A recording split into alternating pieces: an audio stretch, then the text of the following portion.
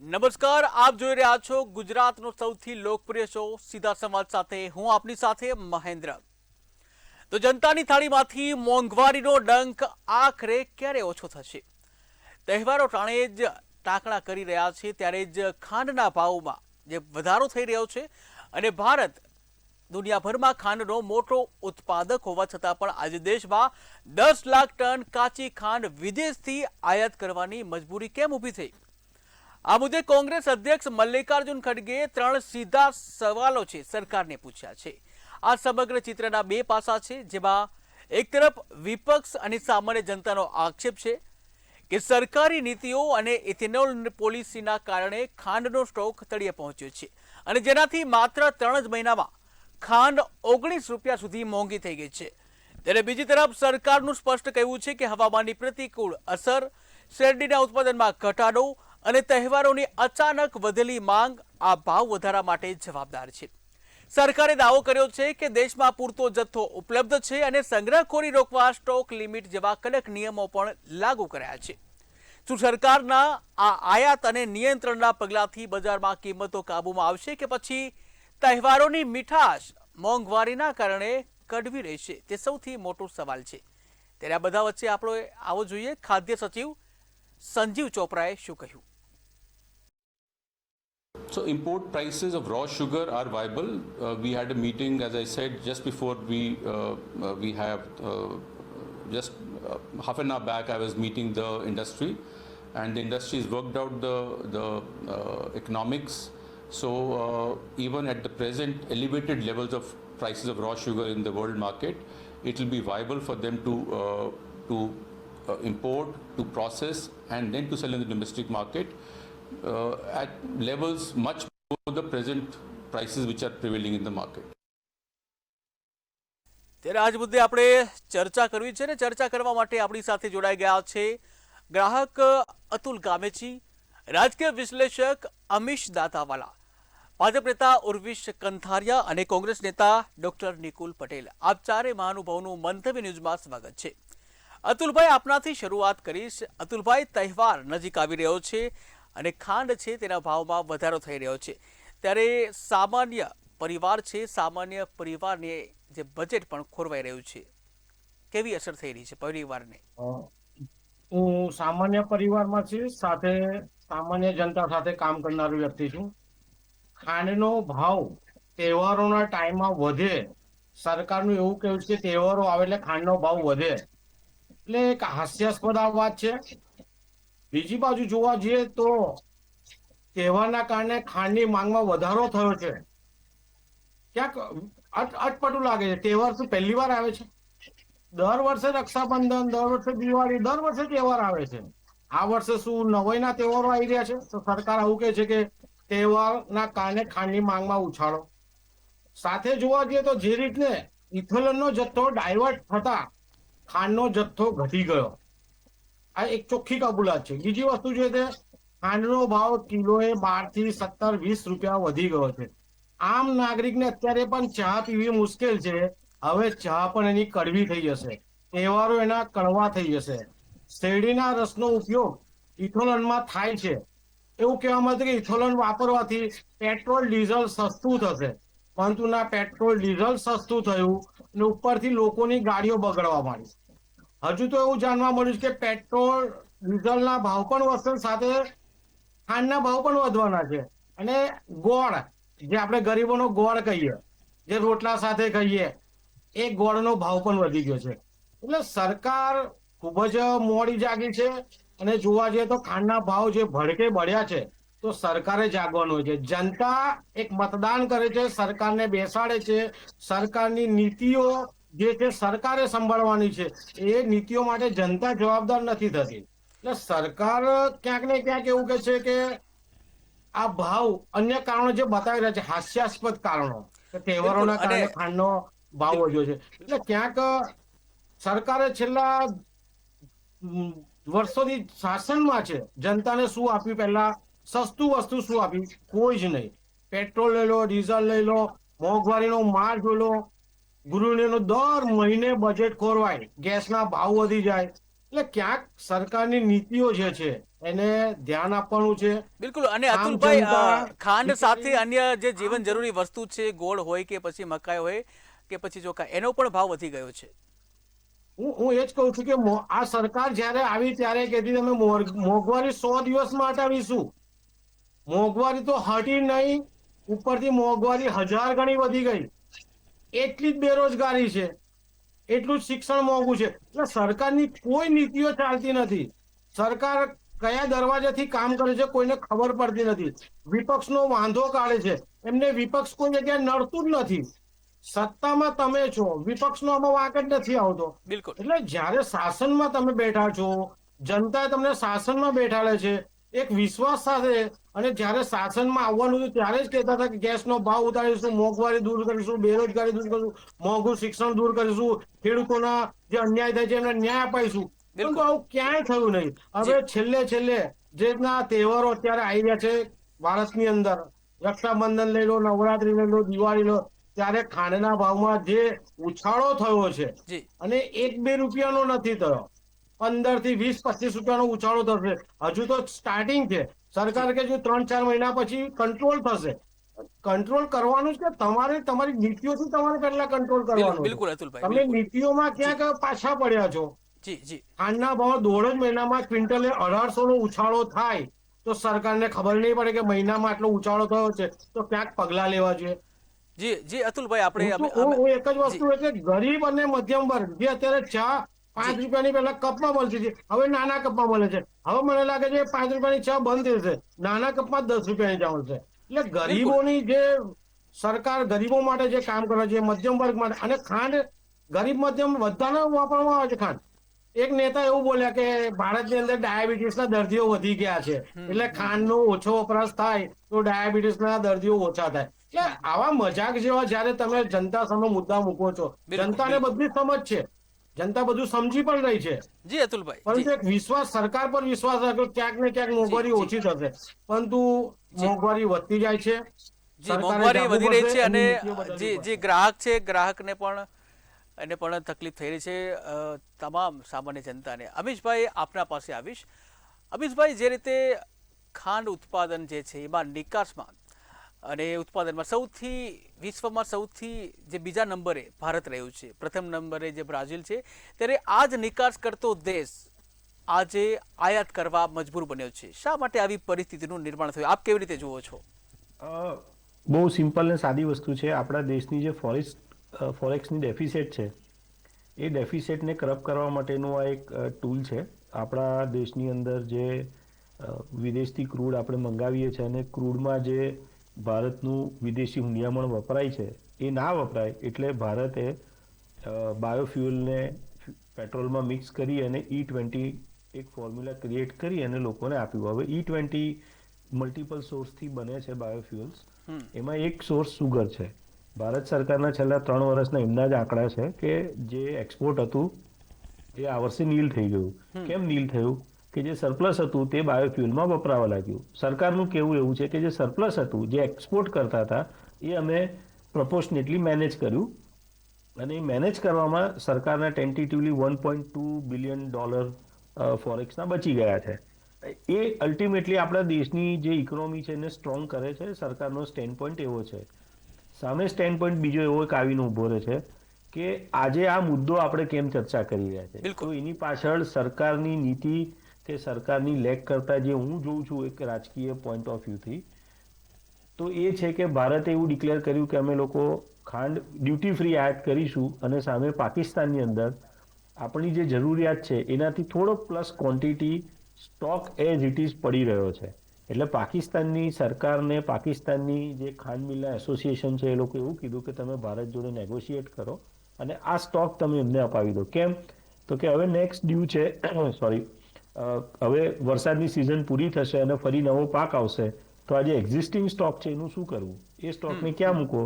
સામે આપણા પાડોશી દેશ ભારતને જરૂર છે તો ભારતને આપી દો. હવે એક ઇન્ટરેસ્ટિંગ વિષય એવો છે કે ભારતે 200% ટેરિફ નાખી અને પોતાનો પાકિસ્તાન સાથેનો જે બિઝનેસ છે એ નીલ કરી નાખ્યો છે. પણ સમજવા જેવી વાત એ છે કે જે અધર કન્ટ્રી રૂટ છે, જે બીજા દેશોમાંથી ભારતમાંથી પાકિસ્તાનમાં અને પાકિસ્તાનમાંથી ઇન્ડિયામાં સામાન આવે છે, જેની ઉપર DRI એ કરપ કર્યું છે, એને શું કહેવાય, એક જાતે એને પકડી રાખ્યો છે અને છોડતું નથી. તે છતાં રીપેકેજિંગ થઈને દુબઈના પોર્ટ પર કે શ્રીલંકાના કોલંબોના પોર્ટ પર રીપેકેજિંગ થઈને, એટલે પાકિસ્તાનથી 1 કિલો ખાંડ એક્સ નામથી નીકળી દુબઈ કે શ્રીલંકા પહોંચી અને વાય નામથી પેક થઈ અને મેડ ઇન યુએઈ કે મેડ ઇન શ્રીલંકાના નામે ઇન્ડિયા પહોંચી ગઈ.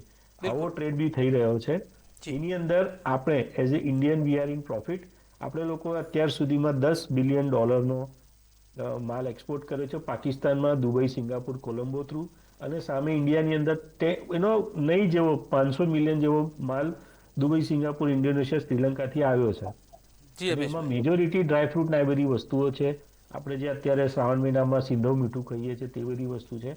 અને સૌથી મહત્વની વસ્તુ જે ગ્રાહકની જો વાત છે મહેન્દ્રભાઈ, જી. તો મારી પાસે જે ડેટા છે અને હું થોડો ઘણો અભ્યાસ કર્યો છે એ મુજબ 2 મિનિટની અંદર તમને ડેટા આપી દઉં કે ફ્યુઅલને લીધે ભારતનું જે ફોરેક્સ પ્લસ થયું, પણ સામાન્ય જનતાના ખિસ્સામાંથી જો 40 લીટર એવરેજ મહિનાનું પેટ્રોલ 2 વ્હીલર 4 વ્હીલરમાં વાપરે છે તો એના ખિસ્સા પર ડિફરન્સથી ₹2280 ભાર પડે છે વાર્ષિક. ઓકે. સામે ખાંડના ભાવ વધવાથી ₹1200 જેવો ફરક પડે છે. એને લઈને બીજી બધી વસ્તુઓ જે મીઠાઈઓ છે કે અન્ય બેકરી પ્રોડક્ટ છે કે બિસ્કિટ છે એમાં ₹1500 જેવો ડિફરન્સ આવે છે. અને જે એક પબ્લિકમાં એક મેસેજ છે ઓવરઓલ કે ભાઈ E2ઓને લીધે એન્જિનને ડેમેજ થાય છે, તો એ ટેન્ટેટિવલી મેં મારા અંદાજ મુજબ મેન્ટેનન્સની અંદર વર્ષે ₹1500 ડિફરન્સ મૂક્યો. બિલકુલ. તો ટેન્ટેટિવલી ભારતના એક નાગરિકની ઉપર આ સિચ્યુએશનમાં વાર્ષિક અંદાજે ₹6,000-7,000 ભારણ પડી રહ્યું છે.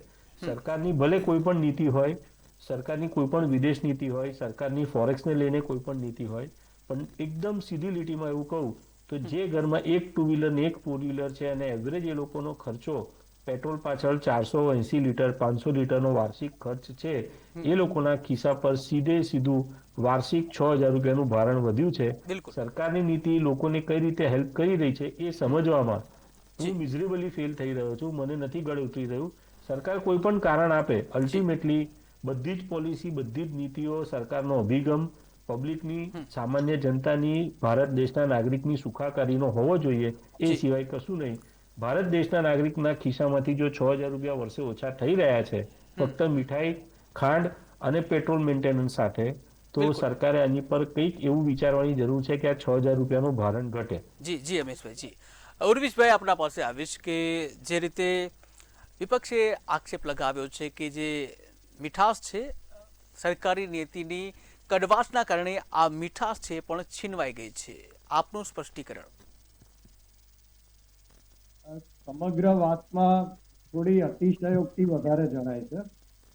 કારણ કે જે સાચી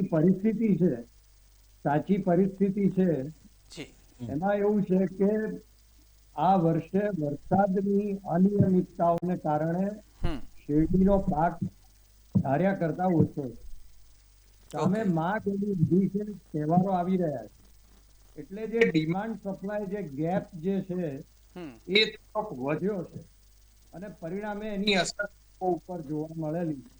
હવે સરકારની જવાબદારી ચોક્કસ છે કે ભાવો ઉપર નિયંત્રણ રાખવું. બિલકુલ. અને ખાસ કરીને તહેવારોની સિઝનમાં કે જ્યારે પ્રજા એક્સપેક્ટ કરે છે કે ભાવો કંટ્રોલમાં હોય.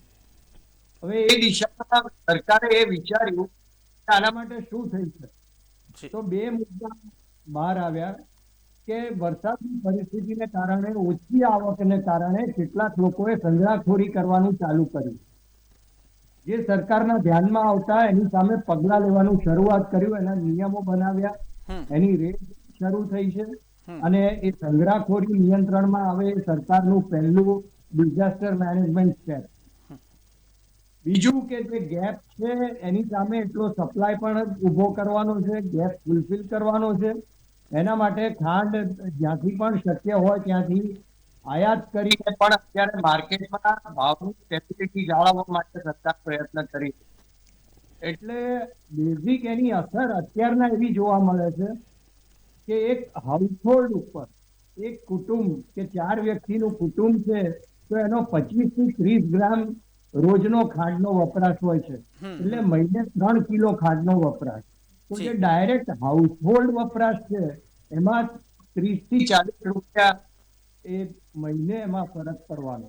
હા, પરંતુ એની જે સુગર પ્રોડક્ટ છે, કન્ફેક્શનરી છે, કે બેકરી છે કે મીઠાઈઓ છે હમ કે દૂધની બનાવટો છે એમાં ભાવ વધવાની શક્યતા છે, પરંતુ એની સામે સંગ્રહખોરી નિયંત્રણ અને ઇમ્પોર્ટના આધારે સરકારની પાસે સ્ટેબિલાઇઝેશન મેકેનિઝમ પણ છે. બિલકુલ. એક સમય હતો 2023માં આપણે સૌએ જોયેલો છે કે ટામેટા 300 રૂપિયા થઈ ગયા હમ અને સરકારે પોતાની સ્ટેબિલાઇઝેશન મેકેનિઝમ એક્ટિવેટ કરી અને પાછા એને 50ની અંદર લાવી દીધા. બિલકુલ. એટલે સરકાર જાગ્રત છે, સક્ષમ છે અને ચોક્કસ સમય આધારિત, પરિસ્થિતિ આધારિત યોગ્ય નિર્ણય કરી અને ભાવ સ્થિરતા રાખવાનો પ્રયત્ન કરશે. બિલકુલ. ડૉક્ટર નિકુલ આપના પાસે આવીશ. નિકુલભાઈ, જે રીતે ઉર્વિશભાઈ જે કીધું કે વરસાદની અનિયમિતતા, ડિમાન્ડ સપ્લાય અને સંગ્રહખોર વૃત્તિ અને આ કારણોસર જે આયાત કરવાની નોબત આવી છે. ભારતીય જનતા પાર્ટીના સરકારમાં હંમેશા કોંગ્રેસના શાસનની સરખામણીઓ થતી હોય છે. અને હું અત્યારે મને 2013ના પ્રચાર યાદ આવી રહ્યા છે કે બહોત હુઈ મહેંગાઈ કી માર, અબ કી બાર મોદી સરકાર, અને સ્મૃતિ ઈરાનીનો વાયરલ વિડીયો કે ભાઈ દેશની જનતાને 13 રૂપિયા કિલો ખાંડ અમે આપી છે. તો આજે 2013 થી 13 રૂપિયા કિલો ખાંડ આપવાના વચન ને આજે 65 રૂપિયા થઈ ગયા, એટલે કે 5 ગણો વધારો થઈ ગયો. તો એના પાછળની નિષ્ફળતાઓ શું છે એ હું તમારા માધ્યમથી જનતાને જણાવવા માંગીશ કે છેલ્લા 10 થી 11 વર્ષના મોદીજીના શાસનમાં પોલિસી ફેલિયર્સના ઘણા કિસ્સાઓ આંખે વળગીને ઉડે છે. સૌથી પહેલા તો ઇન્ટરનેશનલ માર્કેટમાં જે ડોલરની વાત કરતા હતા, તો ડોલર મનમોહન સિંહના ઉંમર જોડે કમ્પેર કરીને બધા હસતા હતા ભારતીય જનતા પાર્ટી વાળા. આજે ડોલરની કિંમત ક્યાં પહોંચી ગઈ છે તમે જોઈ શકો છો. બીજી વસ્તુ કે ક્રૂડ પર જે મોંઘવારીનો મૂળભૂત નિર્ધાર છે, આ સરકાર તમે જુઓ કે જ્યારે ક્રૂડના ભાવ 55 થી $60 હતા એનો લાભ દેશની જનતાને નહીં આપ્યો અને એવું ક્લેમ કર્યું કે અમે ભાવ સ્થિર રાખ્યા અને સ્થિર રાખીને અમે સતત લોકોને ફાયદો કરાયો અને સ્ટેબિલિટીની વાત કરી, પરંતુ એની સામે લોકોને કેટલા નુકસાન ગયા એ તમે જોયું નહીં. ખાંડની વાત કરીએ તો મૂળભૂત ખાંડની પોલિસીમાં એવું છે કે ઇથેનોલના પ્રોડક્શન 2014-15ના આંકડાઓ જુઓ તો 38 કરોડથી 40 કરોડ લીટર ઇથેનોલ પ્રોડક્શન થતા હતા, એ આજે 1000 કરોડ લીટરની આજુબાજુ પહોંચી ગયા છે. એની પાછળ સરકારની નીતિ છે. તમે જોઈ શકો છો સરકાર ઇથેનોલને પ્રમોટ કરી રહી છે અને પ્રમોટ કરવાની પાછળ એવું કહે છે કે ખેડૂતોને ફાયદો થશે. ન ખેડૂતોને ફાયદો થયો, ના ગ્રાહકોને ફાયદો થયો, પરંતુ ફાયદો કોને થયો? તો ઇથેનોલ બનાવતી કંપનીઓને. કેમ? તો એ કંપનીઓ કોની છે? આપણને સૌને ખબર છે કે એ કંપનીઓ કોની છે. એને સીધો ફાયદો કરવા માટે આ બધી પોલિસી લાવવામાં આવી અને એનો અલ્ટિમેટ નુકસાન જનતાને ભોગવવો પડી રહ્યો છે. અને આજે ખાંડની અછત જે ઊભી થઈ છે એની પાછળ બી સરકારની નીતિઓ જવાબદાર છે. વિપક્ષ તરીકે મારો સ્પષ્ટ આક્ષેપ છે કે સરકારની છેલ્લા 10 વર્ષની જે બી પોલિસીઝ હોય, એ ફોરેન પોલિસી હોય કે ઇથેનોલ પોલિસી હોય કે આર્થિક નીતિ હોય કે મોંઘવારીને ડામવામાં સદંતર નિષ્ફળ નીવડેલી આ સરકાર આજે શું કહેવાય કે વાતાવરણ ઉપર છોડી દે છે, લોકો પર છોડી દે છે, ઇન્ટરનેશનલ વસ્તુ પર છોડી દે છે. તો મને દુઃખ થાય છે કે 13 રૂપિયા કિલો ખાંડ આપવા વાળી પ્રોમિસ કરતી સરકાર આજે 65 રૂપિયા થઈ ગયા, તો હવે પોતાની જવાબદારી છોડી અને આવા બધા કારણો પર નિર્ભર રહે છે, એ ખૂબ દુઃખની વાત છે.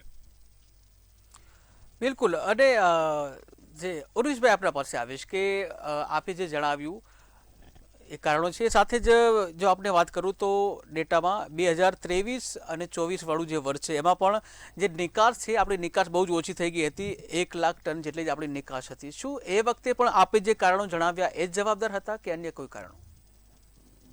છેલ્લા 5 વર્ષના કારણો આપણા બધાની સામે છે. અને આપણે જે E20 વોર જી અને જી ત્યાર પછી અત્યારે વેસ્ટ એશિયા ક્રાઇસિસ અને ઇકોનોમીનો બેઝ શેમાં છે? ટ્રાન્સપોર્ટેશન કોસ્ટને લીધે વસ્તુઓના, ચીજ વસ્તુઓના ભાવ ઉપર નીચે જતા. અને જે રીતે વેસ્ટ એશિયા વોરને લીધે આપણે જે ઓઇલ પ્રાઇસીસમાં જે ફ્લક્ચ્યુએશન જોયા કે $65 બેરલ હતો, 140 સુધી પહોંચી, પાછો 120, 140, 85, એ પ્રમાણે ભયંકર ઉથલ પાથલ એમાં જોઈ. હવે આ સરકાર ક્રૂડ ઓઇલનું પ્રોડક્શન નથી કરતી એ આપણે સૌ જાણીએ છીએ. બિલકુલ. આપણે આયાત કરીએ. આપણે આયાત કરવા માટે જે પેમેન્ટ કરવું પડે છે એ ડોલરમાં કરવું પડે અને એ ડોલર પણ અત્યારે ઇન્ટરનેશનલ કારણોને કારણે વધેલો છે. સરકારના હાથમાં જે છે નિયંત્રણ રૂપે એ માત્ર ટેક્સેશન પોલિસી છે. ટેક્સેશન પોલિસી અંતર્ગત જ્યારે પણ એક્સાઇઝ ઘટાડવાની શક્યતાઓ હતી ત્યારે એક્સાઇઝ ઘટાડેલી, પરંતુ ટ્રાન્સપોર્ટેશન કોસ્ટ વધી હોવાને કારણે અને ઋતુચક્રની અનિયમિતતાઓને કારણે જે પરિસ્થિતિ ઊભી થઈ છે એમાં અત્યારે સરકાર પ્રયત્ન કરી રહી છે. અને એનો ઓવરઓલ માપદંડ આપણે જોવો હોય તો એક જ વસ્તુ છે કે જે મોંઘવારીનો દર જે રિટેલ પ્રાઇસીસના આધારે હવે નક્કી થાય છે એ બિલકુલ. જુલાઈ 2026માં 4.45% અને કોંગ્રેસના 2011 થી 2014ના સમયમાં એ 10%ની ઉપર હતો. એટલે એને લીધે ભારતીય જનતા પાર્ટીની સરકાર આવી એમાં એક મહત્વનું પરિબળ એ મોંઘવારી હતી કે જે 10%ની ઉપર હતી. અત્યારે આપણે આટલા બધી વિષમ પરિસ્થિતિઓની અંદર પણ આપણા જે નિયંત્રણ બહારની વસ્તુ છે આયાત વગેરે છતાં પણ આપણે 4.45% સુધી આપણે મોંઘવારીને કાબુમાં રાખી શક્યા છીએ. આજે તેલબિયાઓના પ્રાઇસીસ જે છે એમાં પણ સ્ટેબિલિટી છે. ઓનિયન, ટમેટો, પોટેટો જે બેઝિક કહેવાય છે એમાં ઓનિયનને છોડીને ટામેટા અને બટાકાના ભાવો પણ સ્ટેબલ છે. જી એટલે ઓવરઓલ 5%ની અંદર આપણે જે જાળવી શક્યા છીએ એને લીધે આપણે આર્થિક સ્થિરતાનું વાતાવરણ ટકાવી શક્યા છીએ.